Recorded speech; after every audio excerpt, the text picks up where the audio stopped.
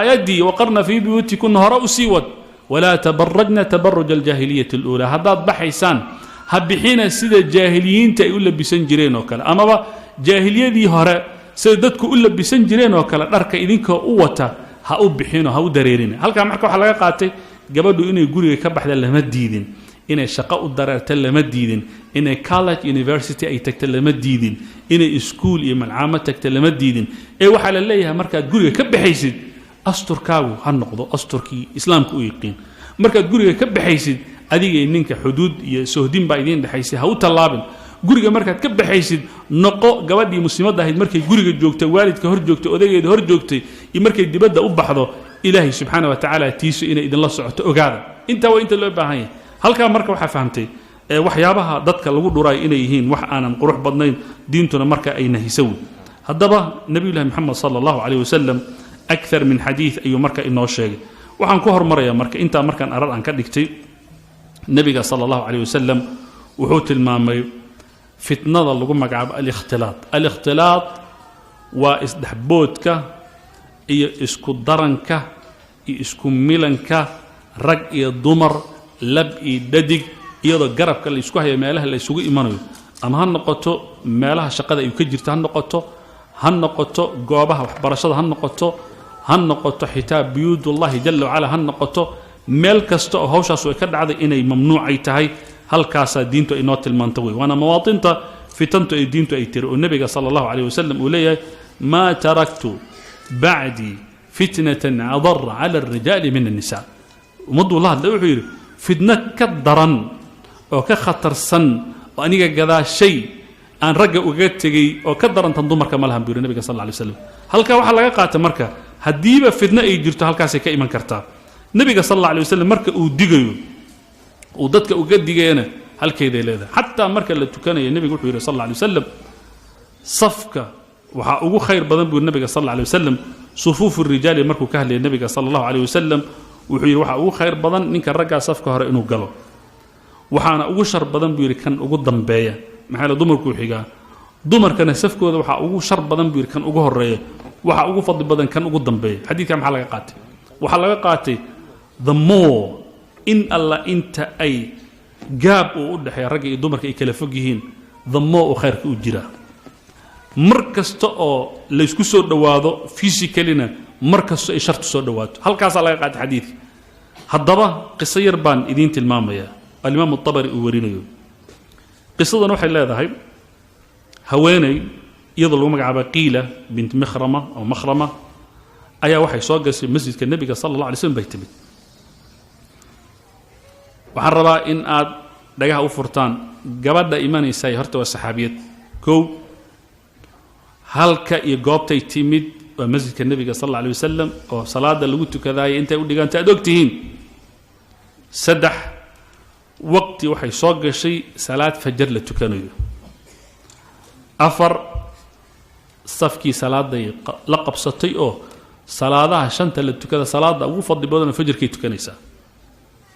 meesha waxay isugu tagay shan credit iyadoo saxaabiyada oo masjidka nabiga ah oo salaad ma aragtay fajr ah iyo iyadoo salaadii tukanaysa shanta shay ba isugu tagtay gabadhu waxay leedahay marka waan soo galay nabiga imaam aha oo dadka salaada ka bixinayay anuguna tabcan iyadu way degdegaysa tabcan qofka marka salaada lagu jiro waad aragtay kaba xitaa meel buu ku tuuray uu soo galay jamac yuusan ku dhaafin buu isleey waan soo galay bay tiri waqtiga ay tilmaamaysan waxay tiri wan nujumu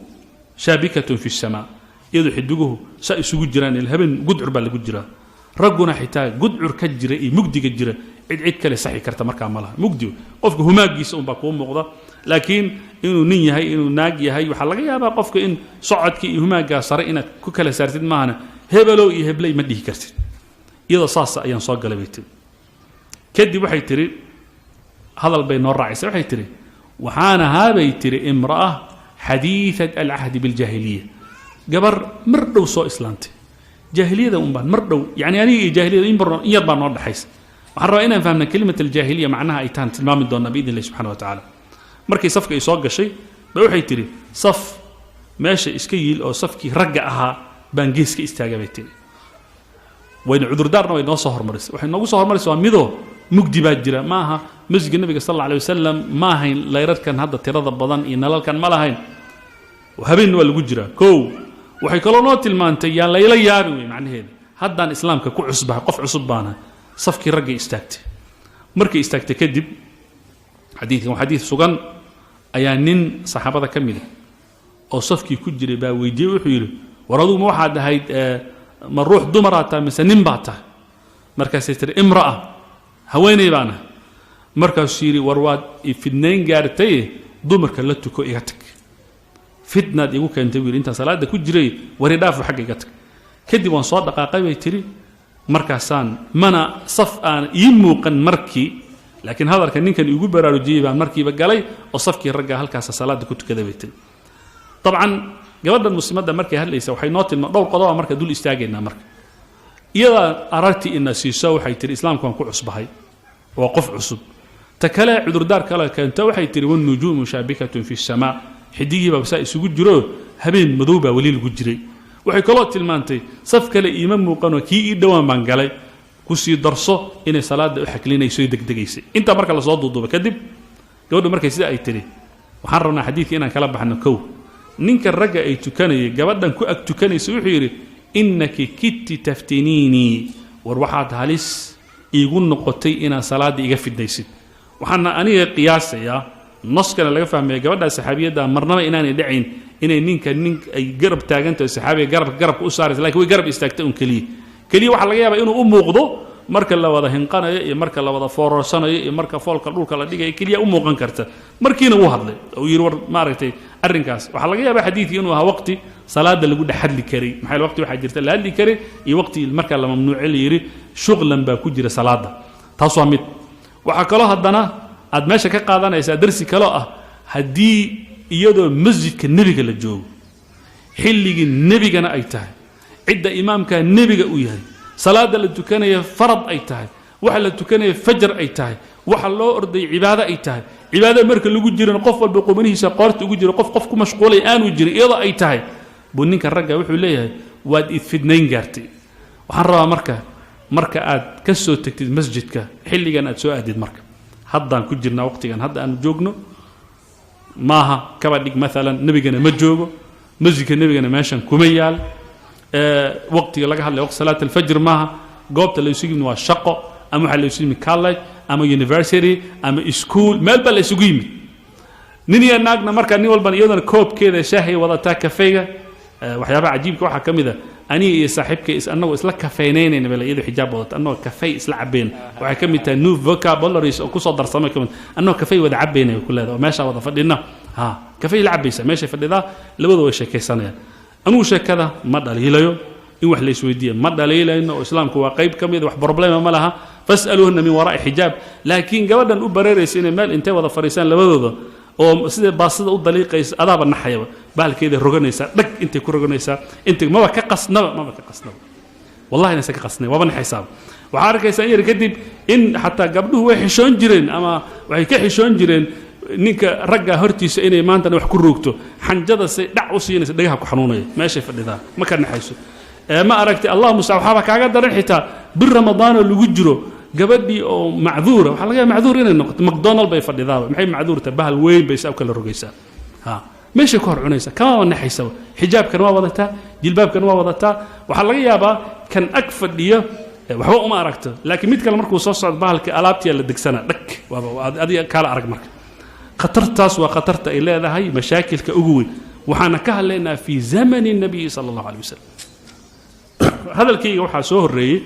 inay gabadhu shaqo u dareetahay mushkilad ma leh bal ibn alcaabidiin fi fiqi alxanafi kutubtiisa waxaa ku qoran wuxuu leeyahy gabadha muslimadda ah haddii ay shaqo aaddo ninkeedu u ogolaado oo ay leedahay biilka anna geeskayga waxbaan ka soo dhicinayaa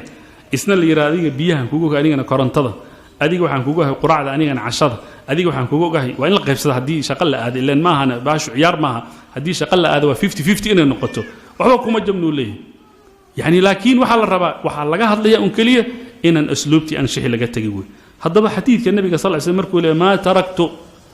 idinkagama tegin wax ka shar badan ama ugaga daran ragga dumarka markuu leeyahy macnahaasaa kuu soo baxay salaadii oo lagu jiro hadda salaad baanu ku jirnaa salaad baan tukanaynaa salaadana qof walba baab kale uu ku jira ayaa waxa la leeyahay ragoo safka hore aada dumaroo safka dambe taga maxay la masjidka nabiga sallallahu alayhi wasallam facilitieska maanta inoo muuqdo marna ay dumarka kor aadayaan raguna ay hoos ku tukanayaan ama leeyahay partition ha loo sameeyo raguna xagga ha ku tukadaan dumarkana ma lahayn facilitieskaas ma jirin awoodda dhaqaale ma jirin laakiin maanta ilaahay subhanahu wa ta'ala wuu noo nicmeeyay bal nabiga arag ragga iyo dumarka inay kala fogaadaan waxa muujinay xadiid baa wuxuu leeyahay haweeney baa wuxuu ku tiri yaa rasuulallah waxaan jeclahay inaan adiga kugula tukado masjidka ilaan salaad masjidun nabiy oo kun salaadad u dhiganta عدة إمام كامها إمام ما أنت جوجا ما هو النبي صلى الله عليه وسلم هو إن المسلمين ده خير بيج عيشة رسول الله كلته كان الرباب يتري النبي وديه كرها كون صلاة بصلاة ودي جنتها أنا جنا والنبي إلهي دورتي بانا هاي صلاة يعني كشيء ما دي النبي والله هذا وحي الوان أجا بير إن الجعشة إن دلتك كتير لكن وحن كل شيء بير صلاة أطل كاجا كنت كتير وكخير بدن تمد جوري كاجا مات كمل كنت كتير guriga meel kamida meel fadhiga inaad ku tukan yani macna aan ka dhigno guriga inuu leeyahay jiif qol jiifa iyo qol fadhiya iyo mid marka iska dayd banaana oo baranda ah saddexda meel aan ka dhigno xadiidka markaan soo dhaweeyay maxay ilaa xujra iyo bayt hadda daan sharxo waxa laga yaabaa luqad carabiga iyo tan inaan is waafaqin wuxuu nabiga sallallahu alayhi wasallam salaada qolka hurdada ku tukatid way ka fadli badan tahay midda aad ku tukatid qolka fadhiga midda aad qolka fadhiga ku tukatid way ka fadli badan tahay midda aad daydka banaanka ee dadku ay soo fariistaan ay ku tukatid nabiga sallallahu alayhi wasallam yani bimaana kullama gabadhu ay astur dhanka asturka u weecdo kullama salaadada ay fadli badan tahay maxaa la diidaya marka meesha libax lagama baqayo masbaa ku cunaya macnaheeda ma adiga iyo ninka inaad kala fogaataan buu nabiga sallallahu alayhi wasallam uu tilmaamay markaas haddana nabiga sallallahu alayhi wasallam wuxuu yiri salaada aad masjidka ku tukatid waxay ka khayr badan tahay mid aad meel kale ku tukatid bimaana waa maxay wala kala fadlo halka marka waxaan ka qaadanay macnaha meesha diintu ay noo tilmaan number 2 qissa labaad haweeney baa timid waxay tiri yaa rasuulallah wa xadiith Ataa ibn Rabah ibn Abbas baa ii sheegay buu yiri Ataa ibn Rabah baa hadlaya wuxuu yiri ibn Abbas baa wuxuu ugu yiri warniyo ma ku tusiyaa haweeney ahlu janna ah adduunyada wali la jooga hadda ogow ma ku tusiyaa haweeney ahlu janna ah dadkan adduunyada way iskala nooshay way iskala cunaysaa way iskala socotaa laakiin waa gruubka ilaahay jannada ugu bishaareeyay oo adduunyada ku dhaxlaafoonaya ma ku tusaa markaas yiri ha wuxuu yiri haweeneydan madow buu yiri madowga ah nabiga maalin u timid buu yiri waa midabkeedu sheegay nabiga maalin u timid wuxuu yiri yaa rasuulallah سان أجوج أيال الإلقداوان صحاو يعني قفك مركا قللك وقبا وصحدنت وقبا مركي اسمه معمول كده out of control قفك لبس بقى كل عيا مركي ودعيا بيت الرسول الله ساسا يقول هذا وحكلا إيوه لنا بيت الرسول الله مركان مير الدبوال ما نصوحه جركيجا موقنع عورده وموقنسا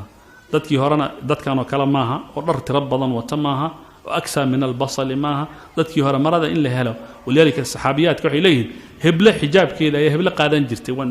ولا كلا تبع عريس جري يعني هل حجاب حلقة يابا إن تنمرك يدي بدأ بحيس حرته وماشي إسك سوريا تنمرك بحيس حرنا يسا ساسي هنجرت حجاب يدا ترضى بدن وبلوج إيجال لها كل دون الدولاب يدا نوبحه وهلا صدقين مرك اللي أنا صدقين وماشي إسك ضابن كان كي فاشنك كان كي أراسك كان كي بنانك كان كي بنجورك كان كي ما رأيتي قدام ده مغيوك لليه وأنا أجنه وحاس ما هين حيل هاي ميدون بس وحكي لما لهاي كما هذا إنه وحكي له كهوس بعوينك بعجابك إيجاب وينك إيجاب يرك كهل من كاس كهل من عن كهل إنه كان كره معرتي كلية مغضى المهم وحيت الرسول الله بيبقى هي سوا حواي مركان صوحه عورده مقنس كبدن محربة إن تكون براروكتي وحي له عورده مقنس بيت نبي جمرك وجواب وحير هذا دون تنا إسك صبر سمر كان الجنة كل هذا يعني بمعنى أود نبي يقول له إنه أنتو إلهي بريه وإلى إلهي وكقاد كدمنا يسوحين تبقى يديسو إلى النبي الدعاء يسوع لما سعليه هذا دون تدبير هذا قسمر إله بنكوب بريه سوحين تبقى كاتجيسا تصومت هذا دون تدنا صومها إله بنكوب بريه إله وكقاضيه جنة الله شيء صوم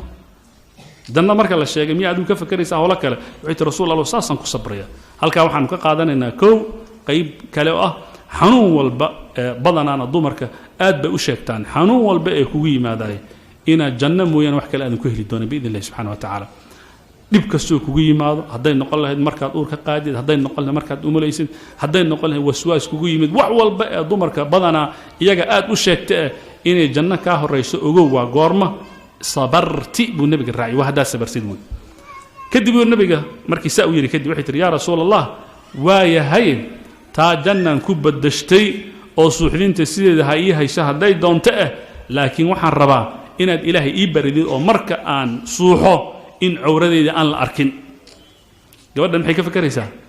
عوردي إن أن الأركن يعني بمعنى سوحدين تأمم موقته وحأم موقضا مركا أي سوحده إن عوردي الأركا كليه تا يوحن ربنا إناس ببر ديكتان مدن ما أنت